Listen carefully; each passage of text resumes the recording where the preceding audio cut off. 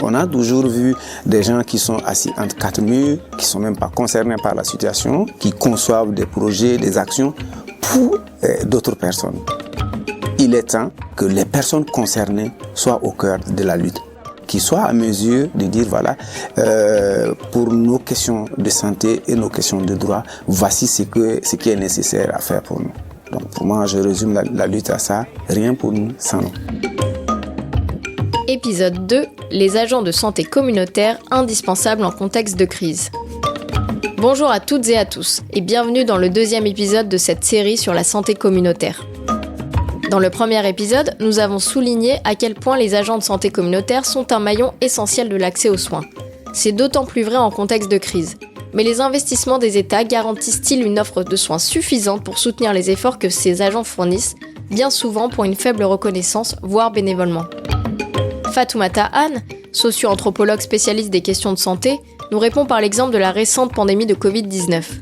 Elle explique comment, loin d'être à la hauteur de l'idéal théorique qui dit que la santé est un droit inaliénable, la gestion de la crise sanitaire a réactivé les dynamiques inégalitaires ancestrales entre les pays du Nord et ceux du Sud, au détriment des populations les plus vulnérables. Elle revient sur le rôle clé qu'ont joué, une fois encore, les agents de santé communautaire pour tenter de renforcer la démocratie sanitaire. Depuis, en fait, la mise en place des initiatives de santé globale, on est dans une vision de la santé comme un bien public, comme un bien commun, au point que l'on arrive à consacrer la santé comme un droit. Et donc, de ce point de vue-là, une sorte de gouvernance sanitaire qui soit équitable, mais qui repose sur la démocratie dans l'accès aux soins et sur l'équité dans l'accès aux soins. Sauf que, on va dire, ces orientations politiques au niveau global, on voit que il y a une certaine contradiction dans la mise en œuvre. Quand je dis contradiction, c'est-à-dire que au fil des avancées technologiques, au fil des innovations, on a pu voir que finalement les inégalités structurelles qui existaient entre le Nord et les Suds, ou en tout cas le Sud global, ne se sont pas résorbées. Ça s'est révélé plus récemment lors de la dernière épidémie à Covid-19, où on a pu voir un repli sur soi de la plupart des pays. On a pu voir également que dans la distribution, par exemple, des vaccins, on était dans une forme de réactivation des inégalités structurelles en santé. Ça veut dire que ça nous a montré la vacuité des principes que sont la démocratie sanitaire, la santé globale. Et donc ça, c'était un des premiers points. Mais tout cela, quand même, a été une opportunité d'une certaine manière pour la santé communautaire qui est porteuse d'expériences diverses et issues des rapports que les communautés ont pu avoir avec des désordres qui soient sociaux, qui soient environnementaux, qui prennent la forme de désordres sanitaires ou d'épidémies, et elles ont su apporter des réponses. Aujourd'hui, la santé communautaire ne s'occupe pas seulement de santé, je l'ai dit, mais de crise aussi et de vulnérabilité auxquelles il faut répondre, qu'elles soient environnementales, qu'elles soient sanitaires, qu'elles soient sécuritaires. Les agents de santé communautaire se révèlent donc essentiels quelle que soit la crise, sanitaire, climatique, mais aussi humanitaire. C'est le cas à l'ouest du Cameroun, où les populations subissent les conflits armés, notamment liés à la crise anglophone. Des affrontements qui ont déjà entraîné le déplacement de plus de 700 000 personnes dans les régions francophones du pays et au Nigeria frontalier. C'est ce dont nous parle l'Indiane Omam, directrice exécutive de l'ONG Reach Out Cameroun, qui cumule plus de 10 ans d'expérience dans la santé humanitaire. En mettant les communautés au centre de ses actions, l'organisation cherche à assurer la continuité des services de soins pour les populations très éloignées des structures de santé. Dans les situations de crise, qu'il s'agit des contextes de crise causés par les conflits armés ou les déplacements massifs, où on fait face à l'insécurité, on fait face à les difficultés d'accès géographique pour se transporter vers les formations sanitaires. Donc, dans ce cas-là, la santé communautaire, plus précisément les agents de santé communautaire, ils apportent des services dans des cas de derniers kilomètres où les populations ont été coupées de services essentiels à cause des crises de conflit. Maintenant, dans le contexte dans lequel nous intervenons, qui est plus précisément le Cameroun, qui est causé par les conflits armés liés à la sécessionniste. C'est un contexte où on a vécu des crises et des déplacements massifs de plus de 1 million de personnes qui se sont déplacées de leurs villages qui ont été brûlés. Ils ont trouvé des refuges dans les forêts et d'autres ont dû se déplacer dans les différentes régions, le littoral, le centre. C'était un contexte où beaucoup de services essentiels ont été coupés. Dans le cadre de la santé, on travaille avec les agents de santé communautaires qui vivent dans ces communautés, qui sont reconnus par les communautés. On les forme, on les outils des intrants du paludisme par exemple et des autres intrants liés pour le traitement des cas de malnutrition. Nous, notre rôle, c'est de trouver les mécanismes innovants pour s'assurer que ces intrants arrivent au terrain, donc dans les communautés. Nous avons établi un système de transportation des intrants en collaboration avec les motocyclistes. Au Cameroun, on appelle Benski. Oui, nous entrons en collaboration avec ces motocyclistes pour s'assurer que ces intrants peuvent être transportés du magasin jusqu'au dans les communautés pour continuer et le dépistage et le traitement des cas de paludisme simple. Pour le cas de paludisme grave, ils font la référence vers les formations sanitaires qui sont toujours opérationnelles dans les zones un peu plus en sécurité. Et dans d'autres cas, avec l'aide de nos cliniques mobiles qui s'assurent de la provision de soins de santé avec les personnels de santé plus outillés et plus qualifiés comme les médecins et les infirmiers qui partent de communauté à communauté pour soutenir les interventions au niveau communautaire.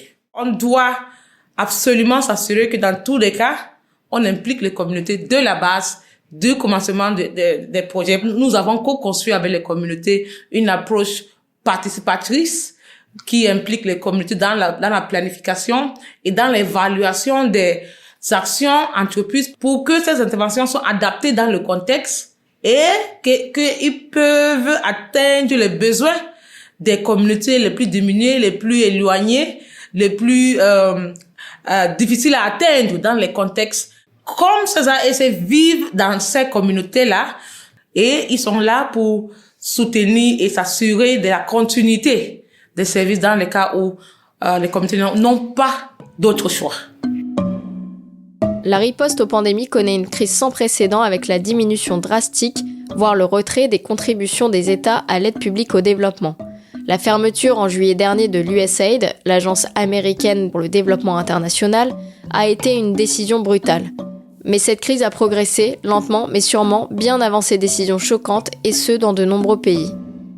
Sergio Mongiota, directeur du plaidoyer chez Coalition Plus, explique en quoi un tel climat invite à utiliser l'innovation comme levier en matière de santé mondiale.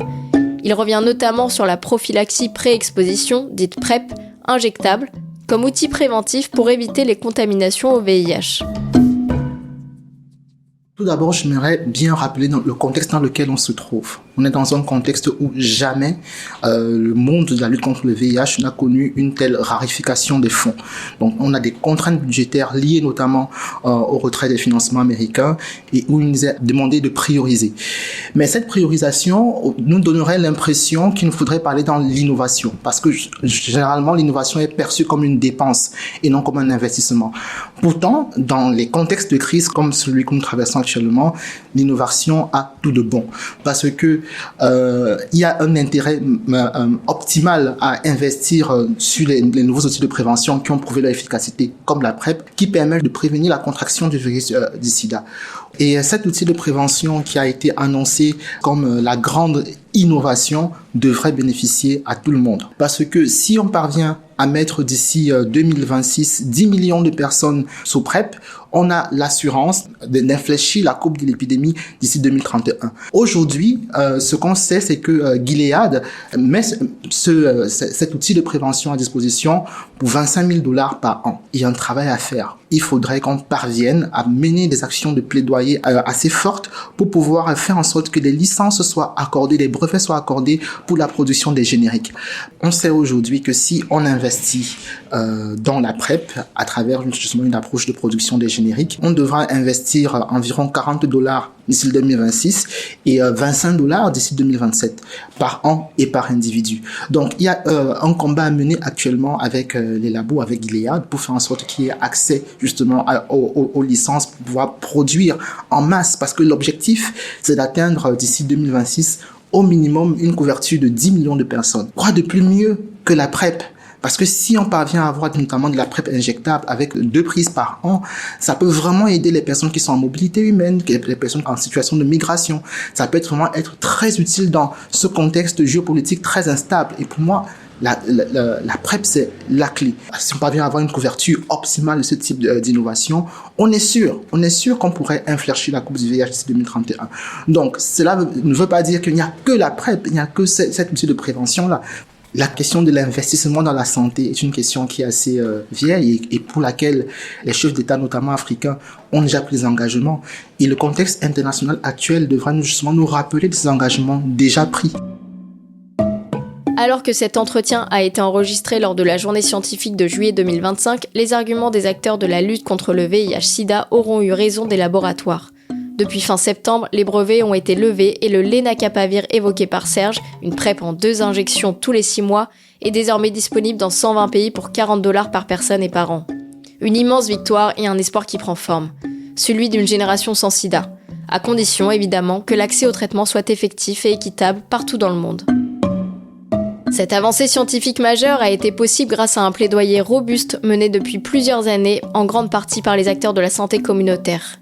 Elle nous montre que l'innovation est un investissement efficace, un outil capable de défier les logiques néolibérales.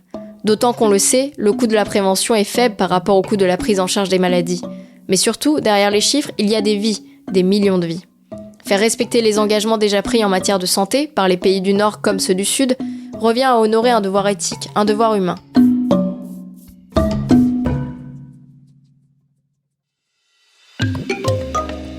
Merci d'avoir écouté le second épisode de cette série produite par l'initiative Expertise France. Comme d'habitude, si vous avez aimé, n'hésitez pas à partager et commenter ce podcast.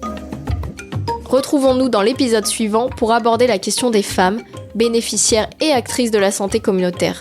D'autant plus vulnérables, elles font face à des barrières d'accès aux soins nourries par les inégalités et les violences basées sur le genre.